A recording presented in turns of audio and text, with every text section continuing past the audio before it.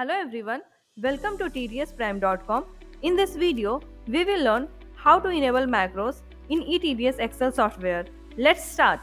Open the eTDS Excel software which has been downloaded.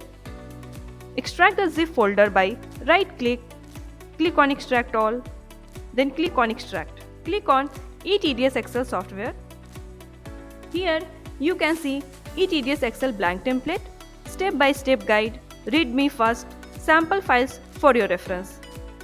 You have to click the eTDS Excel blank template for make the regular return. Go to the file, click on Excel options, then click on Trust Center, then click on Trust Center settings. After that, click on macro settings. Here you have to click on enable all macros, then click on OK. If you are not getting unblock option, then you have to enable macros from this option. Click on option, click on enable this content, then click on OK. For feedback and queries, feel free to contact us. Thank you.